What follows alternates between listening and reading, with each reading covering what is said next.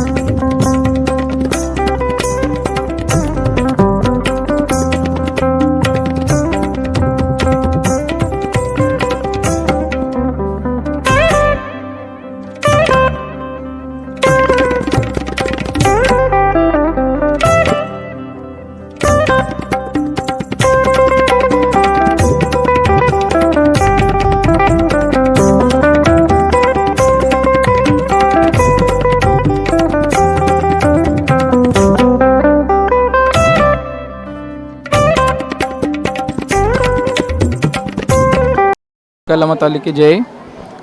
గత 21 సంవత్సరం నుంచి 21 ఇయర్స్ నుంచి మేము ఇక్కడ ప్రోగ్రామ్ జరుపుతామండి. మాది రామ్ సేవా గ్రూప్ అనే ఒక గ్రూప్ ఉందండి.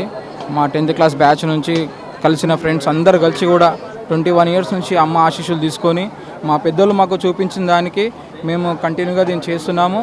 అందరూ ఫ్రెండ్స్ కానీ ఫ్యామిలీస్ కానీ పిల్లలు అందరూ భవిష్యత్తు బాగుండాలి, అందరూ ప్రజలందరూ బాగుండాలని మేము కోరుకొని ఎల్లకాలం ఇది చేస్తున్నాం. మేము ఉన్నన్ని రోజులు కూడా దీన్ని తప్పకుండా చేస్తాము. దీన్ని ఇదే సాంప్రదాయం మా పిల్లలకు కూడా మేము నేర్పిస్తామని మేము అనుకుంటున్నాము. ఇక్కడ ఎల్లమ్మ ఆశీస్సులు చాలా పవిత్రమైనవి, ఏది కోరుకున్నా తప్పకుండా జరుగుతుంది.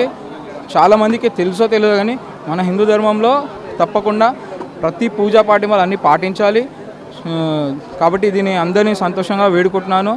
ఇక్కడ పోలీసు వాళ్ళు కూడా స్థలం లేకుండా మాకు సహకరిస్తారు. ఇక్కడ జనం మాత్రం విపరీతంగా వస్తారు.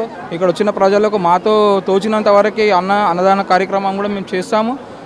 కాబట్టి అమ్మవారి ఆశీస్సులు మాకు ఎల్లకాలం ఉండాలి, అందరికీ కూడా సంతోషంగా ఉండాలి.